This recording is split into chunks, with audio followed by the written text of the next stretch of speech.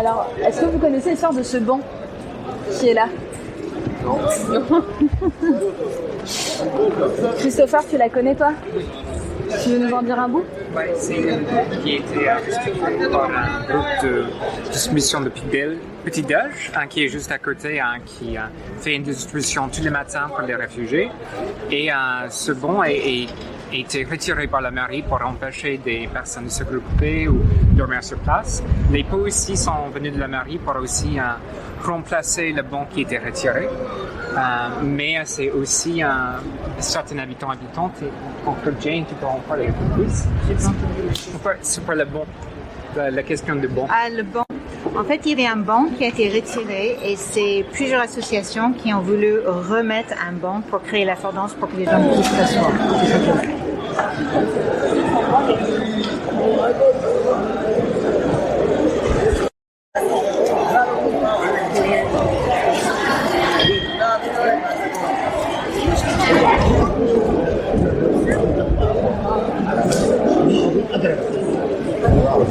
C'est naturel, c'est le mouvement naturel. La salle est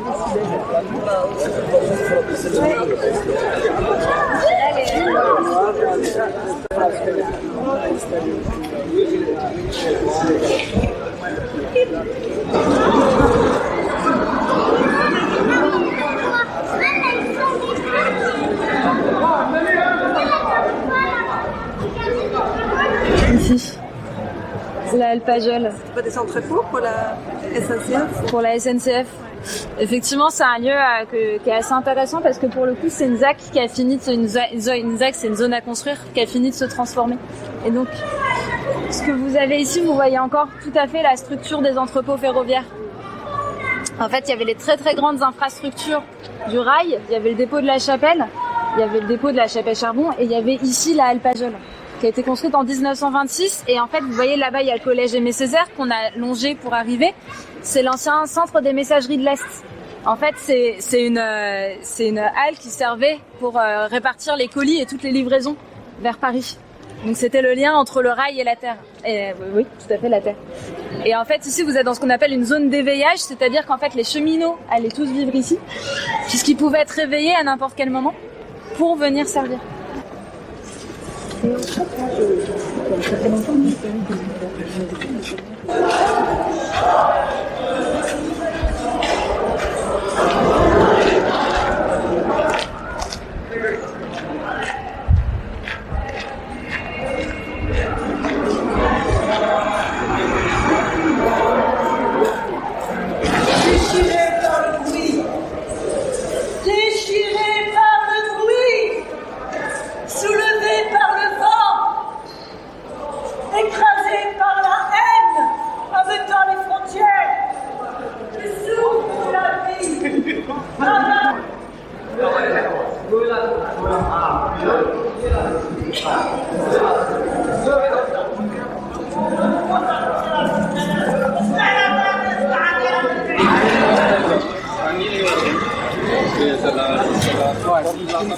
En fait, je suis hyper étonnée du niveau de végétation qu'il y a juste dans cet espace et que je trouve beaucoup plus réussi que les trois quarts des projets de végétation en ville qu'on a à Paris, où les plantes sont vraiment... Bon, là, il y en a un peu malade, mais c'est quand même plus verdoyant, c'est un peu plus sauvage, c'est moins un truc hyper carré dans un petit truc. Et je trouve ça vachement chouette. Et même tous les arbres qu'il y avait devant, ils sont plus jolis que... les genres de carrés en bois qu'on a essayé de mettre dans certains espaces et qui servent de poubelle malheureusement. Enfin, je trouve ça vraiment chouette qu'ici ça marche bien. Pour l'instant, en tout cas. L'aspiration principale du jardin, c'est les sous-bois. Je vous montre ça parce qu'on finira par la prairie. Donc vous pourrez voir, et notamment il y a une récolte d'eau de pluie en fait qui permet d'alimenter le jardin. Et cet espace dans lequel on est, c'est l'espace des vergers urbains, qui est donc une association qu'on va recroiser et qui milite pour l'alimentation en ville. Et qui fait effectivement beaucoup d'ateliers comme celui que tu as pu faire.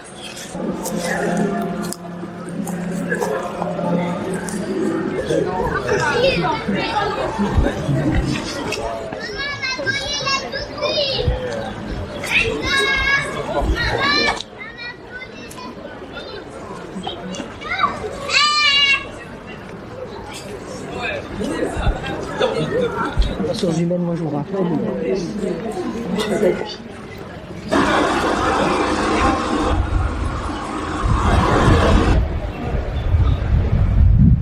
peux vous dire que la Guadeloupe, c'est la Louisiane, le Canada. En fait, ici, vous avez le nom des anciennes colonies françaises des Amériques. Est-ce que vous savez pourquoi on parle du marché de l'olive? Allez-y. Un monsieur qui s'appelait Olivier, je crois, un nom comme ça, et que c'était un colonial, un truc comme ça. Et c'est pour ça que toutes les colonies françaises qui sont nommées dans les rues. Tout à fait, ça c'est quelque chose que j'ai... C'était le sieur l'olive. Et le sieur l'olive, c'est celui qui a conquis, entre gros guillemets, la Guadeloupe. En fait, ici, vous avez le nom donc de toutes les colonies françaises des Amériques et c'est nommé au moment où on nomme le marché de l'olive. C'est après en fait le premier administrateur de la Guadeloupe et de la Martinique. Donc vraiment dans l'histoire coloniale française. Ce que je trouve assez notable, c'est qu'en fait ce quartier-là, on le construit, la nouvelle halle du marché, elle est construite dans les années 1880. Ce quartier fait partie de Paris depuis 1860. Donc pour la ville, on est dans un nouveau quartier, un néo-quartier. Et le nom des rues, c'est un programme, en fait. Vous êtes dans un quartier qu'on intègre à la ville au moment où on fait les conquêtes africaines. On est en plein dans la colonisation africaine. Et du coup, qu'est-ce qu'on fait? On montre les succès coloniaux passés, les succès des Amériques. Il y a 2 noms que vous n'avez pas. Je cite le 18e du mois. La Guyane, parce que personne n'a envie d'habiter rue du Bagne. Et un des grands absents toujours aujourd'hui de la toponymie parisienne, c'est Haïti. Haïti, Saint-Domingue. Oui, c'est normal. On peut se demander, ça commence à faire longtemps. C'est compréhensible au vu. C'est quand même assez notable. Enfin, je sais que la grande révolution de Saint-Domingue, du coup, contre l'État colonial français, qui est aussi la plus grande. Qui est parmi les 3 révolutions avec la Révolution américaine et la Révolution française. C'est une révolution dont je n'ai jamais entendu parler avant de quitter la France. À l'école, on n'en parle absolument pas du tout. Non. Et je trouve ça assez intéressant de voir que c'est aussi le programme, en fait, parce que maintenant, quand on fait des nouveaux quartiers, on va aussi choisir les noms des rues. Souvent, on va mettre des noms de femmes, parce qu'on a beaucoup à rattraper. Et on va aller vers le marché, du coup.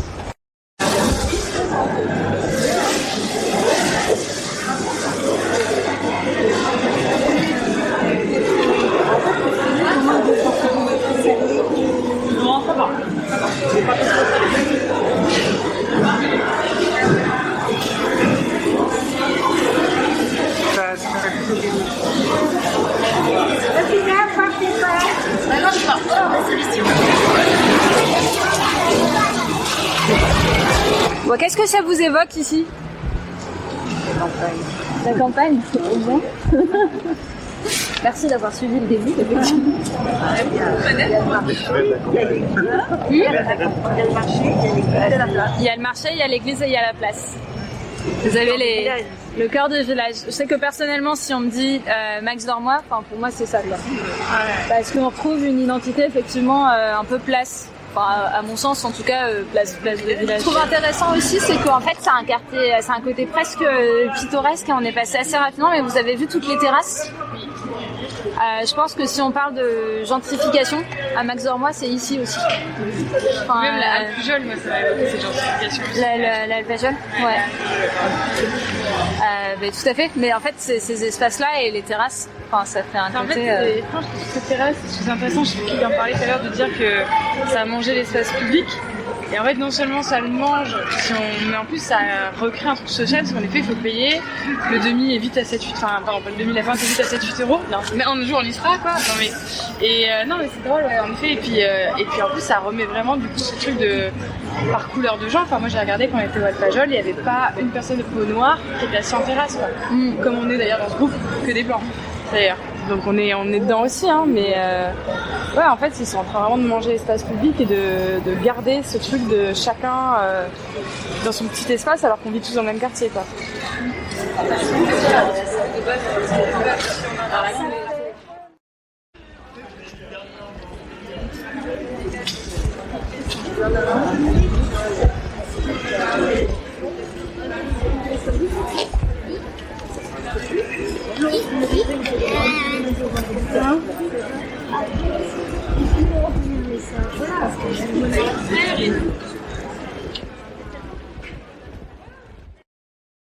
après Dien Bien Phu, quand il y a plein de Vietnamiens qui sont arrivés à Paris, le premier endroit où ils se sont concentrés, c'est ici à Marx Tormois. Voilà. C'est pour ça qu'il y a encore tous ces restaurants et ces magasins vietnamiens et tout. Bon, maintenant, il y en a partout dans Paris. Après, on va passer sur des choses un peu plus nouvelles pour le quartier. Vous voyez, on fait vraiment une transition. Passé, futur, n'est-ce pas, tout ça. Mais vous connaissez le puits artésien ? C'est un puits artésien, oui. C'est quoi un puits artésien ? C'est un puits artésien, c'est-à-dire un puits, en fait, l'eau remonte toute seule sous la pression. Voilà. Et c'est un puits qui va en fait, qui touche dans les bancs de l'Albien, c'est-à-dire les couches du Crétacé inférieur, quelque chose comme ça. Globalement, elles ont 20 000 ans.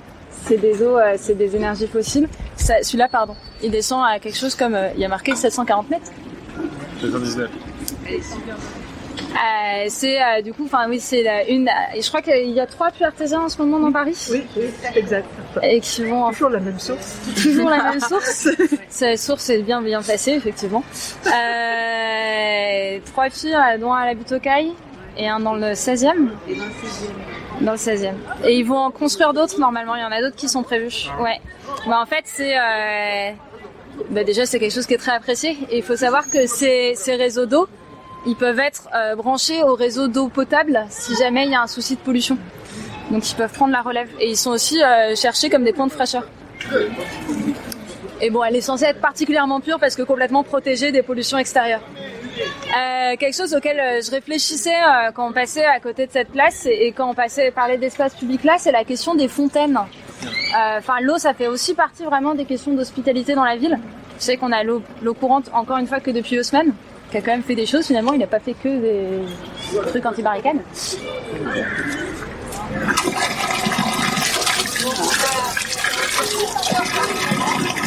Ah bah, c'est super bien.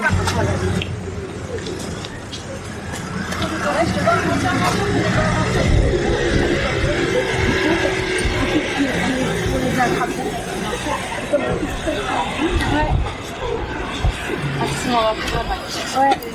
Alors je suis pas sûre qu'on puisse vraiment aller très très loin là-dedans. C'est Hébert. C'est le quartier Hébert.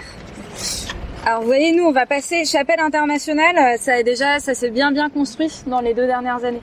Chapelle Charmont c'est le parc et Hébert c'est ce qui va être construit. Ouais. Et c'était quoi avant ? C'était la SNCF aussi. Alors j'ai des photos. Alors attends. Ah, j'ai oublié de vous montrer mes trucs en fait moi. Complètement. Bon, sachez que ça c'était le marché de l'olive quand même. Ah, oui. Et l'ancienne église. Qu'est-ce que je voulais vous montrer du coup ? Alors, Hébert, c'était comme ça. C'était des grands entrepôts. Voilà. Et ça va être un nouveau logement. Ça, c'est l'image d'architecte qu'on a pour le moment. En fait, ce quartier, ça va être un mélange, c'est toujours habitation, logements sociaux, bureaux. C'est quelque chose qui est encore en définition pour arrêt, puisqu'on va commencer à se diriger vers la fin de la visite. Mais je voulais vous montrer cette tour, qui est la tour Boucry. De toute beauté, elle s'appelait Super Chapelle. En fait, ici, on est dans la ZAC de l'Évangile, qui a été finie dans les années 90. Et vous verrez l'architecture très particulière que vous avez autour. Et en fait, là, il y a 3 tours qui sont assez identifiables dans le 18e, à savoir les 2 tours de la chapelle. La Sablière et, je sais plus, et celle-ci qui est donc devenue à l'usage la tour Boucry ou la Grande Dame Blanche, qui a été finie en 74. Les 3 tours, elles ont été créées dans les 6 années, voilà. Sachant que les tours de la SNCF, par exemple, enfin les tours de la chapelle, elles étaient faites pour les cheminots. Voilà. Jusque dans les années 90, il fallait être relié à la SNCF pour pouvoir y être. Et celle-ci, c'est super intéressant quand vous voyez, vous pouvez trouver en ligne les plaquettes promotionnelles. Et on vous explique pour être en haut et pour voir loin. Enfin, c'est vraiment super. Je sais pas si j'avais une photo. Et que fini en quelle année, t'as dit 74. Et il y a un site internet du village Boucry, c'est 1500 personnes. C'est 1500 personnes et en fait c'est une vie associative aussi super dense. C'est vraiment un village dans le village et je trouve ça assez intéressant de voir comment ou pas ça se mélange à ce qu'il y a autour. Enfin, ça c'est ce à quoi je voulais vous inviter à réfléchir. Et c'est vraiment... C'est une excellente question. Je crois que les gens sont assez contents. Oui. D'après les échos que j'ai eus, oui. Ouais. Il y a une vie associative justement, et du coup ils s'en occupent quoi. Ouais. Non, il y a tout un site sur l'histoire et là, je crois que là, ce pourquoi ils ont bataillé, c'est le ravalement.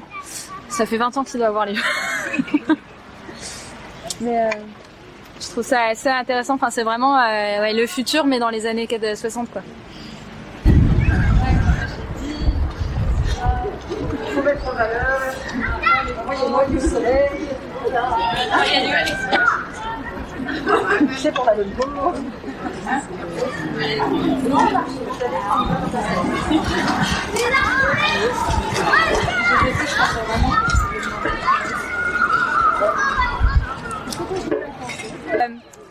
Donc là, on est vraiment au nord. Attendez. Là, vous avez le 18. Vous voyez comment la chapelle s'est enclavée entre les deux. Enfin, enclavée. On est vraiment entre les deux. Et on est ici, l'ancienne gare de la chapelle Charbon. Et alors, je vais vous montrer parce que j'étais très contente d'avoir trouvé cette photo. La chapelle Charbon, c'était ça. C'était les charbonneurs, vraiment. En fait, les voies de la gare du Nord, elles amenaient la houille qui servait pour faire le gaz de ville. Et donc en fait, le charbon, c'était vraiment le cœur de l'activité. Et ici où vous avez Cap 18, la zone d'activité, vous aviez les grands l'usine à gaz de la Villette. Ouais, un petit peu. Bon. Ouais, le passé industriel. Et enfin, moi, ça, à chaque fois, je me dis c'est fou parce que j'ai plus du tout cette image-là de Paris, quoi. Enfin, en fait, c'est pas si loin. Ça a arrêté de servir. Bon, au charbon, ça faisait longtemps que ça servait plus, mais en fait, c'est assez récent que ça a arrêté de servir pour le tri de marchandises. Ah oui, nous on est là. Elle est là. C'est à la place de Cap 18. Ouais. Ah bah, non, c'est de l'autre côté. Non, elle n'existe plus.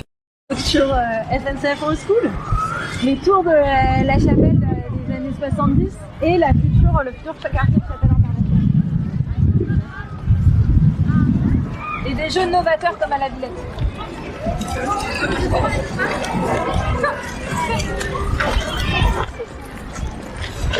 Il y a des chevaux, il y a des chevaux. Il y a des chevaux.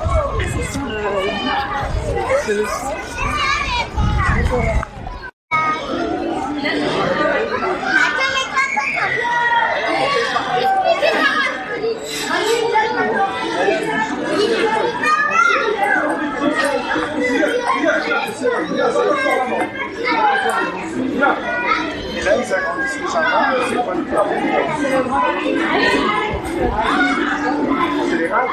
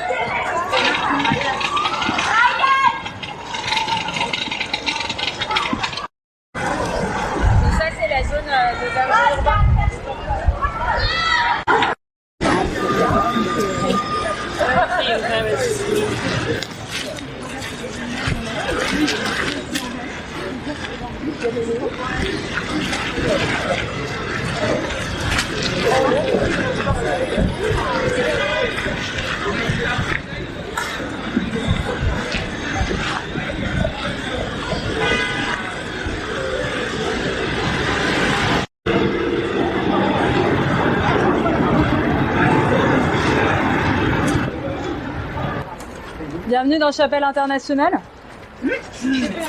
Ça s'annonce très convivial cette affaire. Ça va être sympa. Très convivial. Alors du coup, on va pas forcément rentrer dedans, déjà parce qu'il n'y a pas beaucoup de sorties pour le moment, et aussi parce qu'on va se diriger vers la fin. Mais ce nouveau quartier, pour le coup, est sorti de terre dans les 2 dernières années. Et les premiers habitants, je crois que c'est effectivement 2019. Je peux vérifier ça. Donc vous voyez que c'est toujours globalement en construction. Il y a une école. Vous voyez les anciens bâtiments de la SNCF. Et là, ce que vous voyez sur le toit, c'est une ferme urbaine. Alors j'ai demandé à ce qu'on puisse accéder, mais ils peuvent pas nous recevoir le samedi. Parce que ce que je voulais faire, c'est qu'on monte ces petits escaliers et qu'on ait une vue d'au-dessus, n'est-ce pas? Puisque de derrière, il y a le ils nous ont dit qu'il n'y avait pas de samedi. Mais on peut le voir.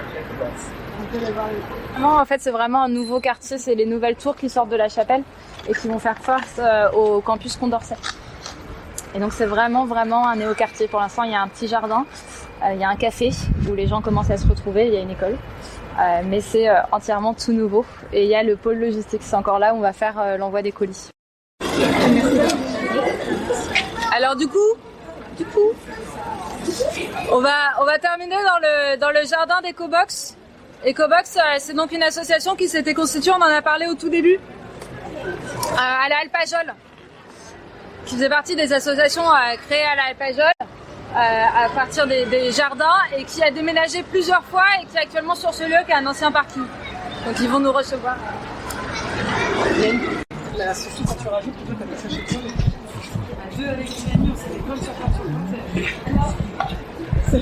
Ça, que les gens se gardent. C'est pareil.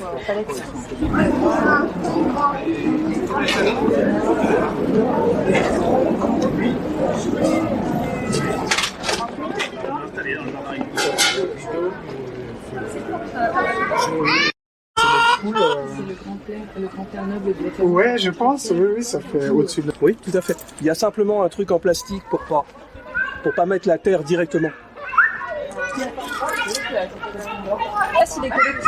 Et cet espace est collectif, il appartient à tout le monde, donc tout le monde est censé l'entretenir, l'arroser. On va faire l'arrosage tout à l'heure d'ailleurs parce que il fait bien chaud là. Il fait très chaud.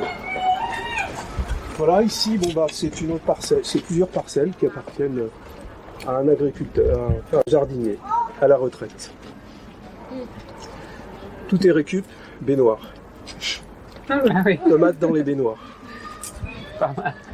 Tout est récup ici, tout. Ramassé dans la rue. En plus. Bon, on a aussi un bananier. Ça doit être, c'est la température qui monte. Faut le protéger. Ouais. Ah on le protège, il est beau, regardez. Ah ouais. Vous êtes le jardinier des lieux? Un dé. Un dé. Depuis quand? 10 ans. Ah, quand même. Aussi, tous les carrés que vous voyez là, on les a fabriqués. Dans assez peu de terre, vous avez vu. Il n'y a pas beaucoup de terre en fait, de profondeur de terre. La plante, elle se débrouille avec ce qu'on lui donne. Ah bon? Ça lui suffit? Ouais. Elle est moins gourmande que nous. Alors. Ouais, tout à fait. Elle fait. Je veux dire, dans la nature, elle se débrouille la plante.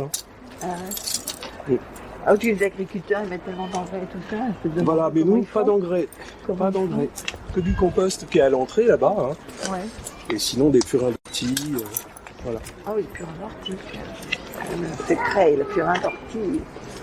Le secret de On sur les places. J'aimerais partager ça. Oui. Ça veut dire qu'il y a des commandes. Tout à fait. Le chiseau.